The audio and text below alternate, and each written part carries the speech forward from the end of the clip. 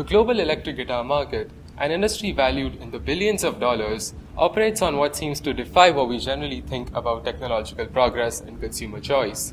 Unlike many other sectors of consumer technology, its best-selling and most culturally resonant products are not the latest innovations, but designs that are many decades old. The Fender Stratocaster of 1954, the Gibson Les Paul of 1952, and the Fender Telecaster of 1951. They remain the market's dominant cultural force 70 years later. As of 2023, Gibson and Fender together controlled an estimated 64% of the US market. From 2021 to 2024, the top 10 best-selling electric guitars were almost exclusively composed of Stratocasters, Telecasters, and Les Pauls, or models from brands like PRS, whose core designs are themselves a highly refined evolution of the legacy formula. Have these designs reached quintessential status where there's not much improvement expected to be made in them? It's not like there aren't technically superior alternatives out there that emphasize ergonomics, multi-scale fingerboards, headless construction, and extended ranges, even if most of the mainstream still gravitates towards mid-century silhouettes and sounds. They're quite expensive for sure, but there are similarly priced legacy guitars that outsell them. So the question isn't why hasn't the guitar improved, but why has the mainstream market been unresponsive to improvements that have been made? To understand why the future of the guitar looks so much like its past, we must go back to its beginning. In early 20th century jazz ensembles, the acoustic guitar faced a problem. Its delicate tones were overwhelmed by brass and percussion, relegating it to just rhythm. The solution required amplification. The first commercially viable electric guitar arrived in 1932, the Rickenbacker Frying Pan, a lap steel guitar targeting Hawaiian music's popularity in the US at the time, making the first mass-produced electrically amplified guitar to reach players at scale.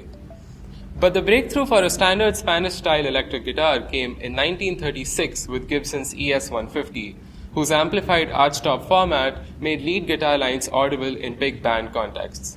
Around 1940 and 41, working after hours at the Epiphone factory, Les Paul built a prototype from a 4x4 solid maple block he called the Log, and attached sawn-off guitar sides to make it look conventional.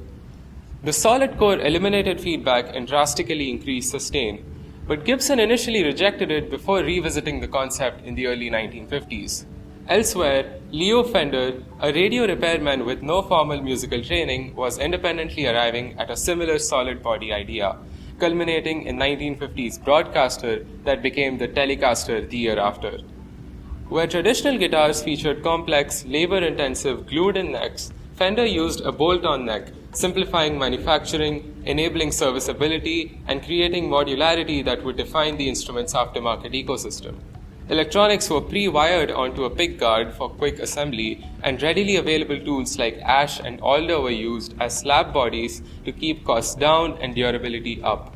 It was affordable, rugged, and easily repaired and modified, giving it traction among working musicians. Fender's success forced Gibson to revisit Les Paul's broomstick.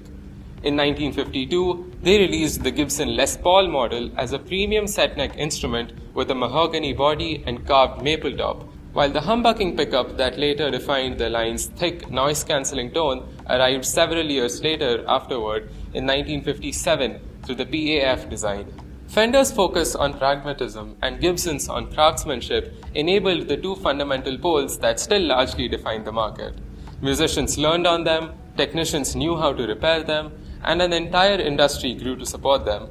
A new company couldn't just build a better guitar, they had to build a better ecosystem. Sometimes, early decisions, even minor ones, can become locked in through positive feedback effects, creating trajectories incredibly difficult to alter. This is called path dependence. The QWERTY keyboard is a classic example. It was developed in the 1870s to prevent typewriters from jamming by spacing commonly used letters apart. When technology improved, QWERTY was already entrenched.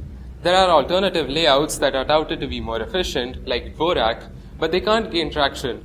The path was set. Guitars are locked into legacy designs on multiple levels.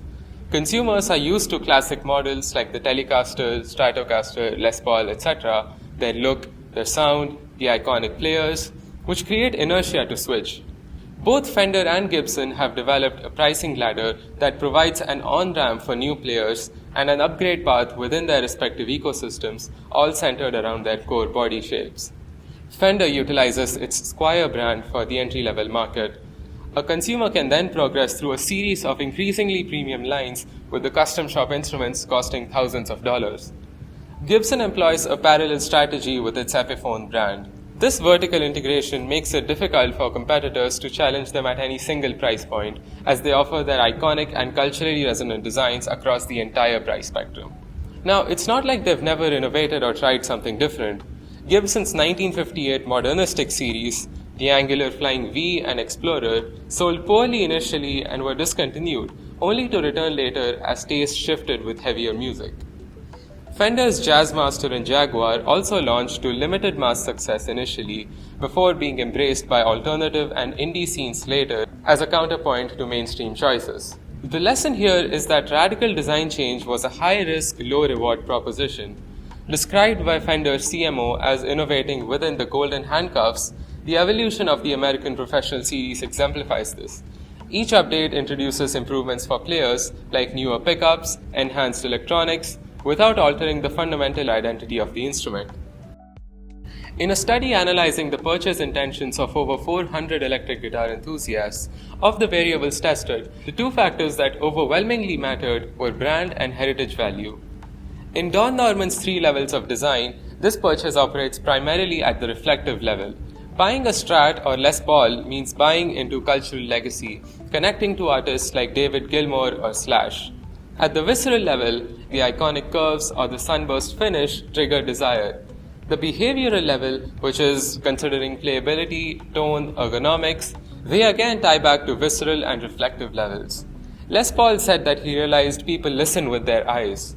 The look and legacy of these guitars are part of why they're considered to have great tone and playability. I'm not saying they don't actually have all that. They do, they're great guitars. But you have these borderline superstitious beliefs about tone wood, this overemphasis on the type of wood affecting the way an electric guitar sounds, when pickup, strings, and playstyle matter far more. This emotional connection has also given rise to another curious phenomenon, the relic guitar. Fender's custom shop pioneered taking brand new instruments and meticulously applying artificial wear like chipping paint, dulling finishes, and yellowing plastic to simulate decades of use. Consumers willingly pay premium for new products delivered pre-damaged. For these buyers, value does not stem from newness. The instrument's perceived history and character is more valuable than physical perfection. It's basically manufactured nostalgia. This reverence for the past, however, made the giants vulnerable. And the past goes way back. During the 60s, both Gibson and Fender were acquired by conglomerates, Norlin and CBS respectively. They lacked instrument manufacturing experience. The new ownership focused on mass production and cost cutting. This perception had two lasting effects. It catalyzed today's vintage market, where earlier production runs became the gold standard, and it opened space for foreign manufacturers, especially from Japan, to deliver precise, reliable instruments, first as close copies, then later as original designs, at competitive, even much cheaper prices.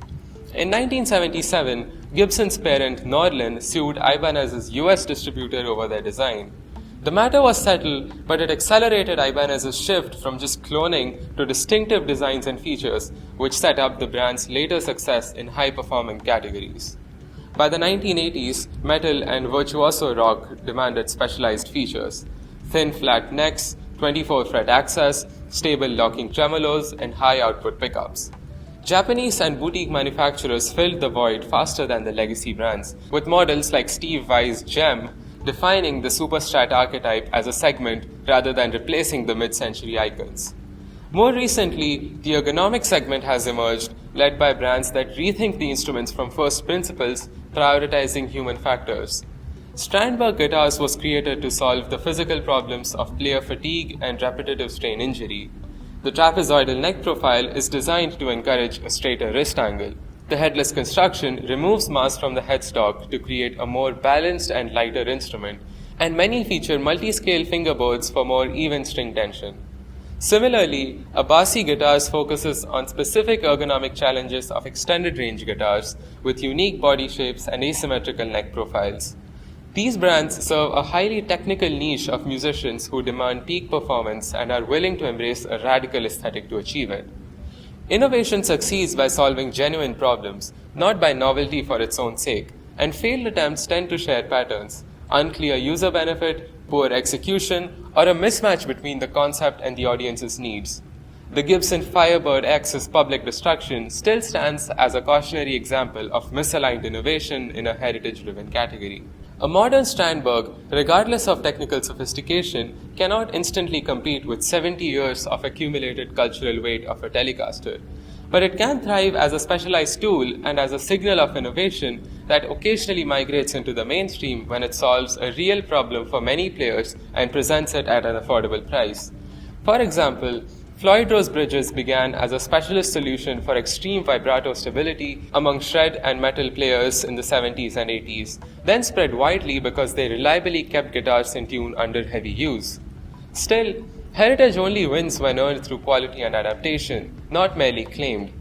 Fender's investments in more iterative, player-centric improvements and Gibson's attempted course corrections after missteps shows that heritage alone is insufficient without quality. The dominance of 70-year-old designs isn't a failure of innovation. Sometimes, the product that allows consumers to align with a powerful cultural story prevails over the product offering superior technical specifications. It's a market where the greatest asset isn't the future, but the past.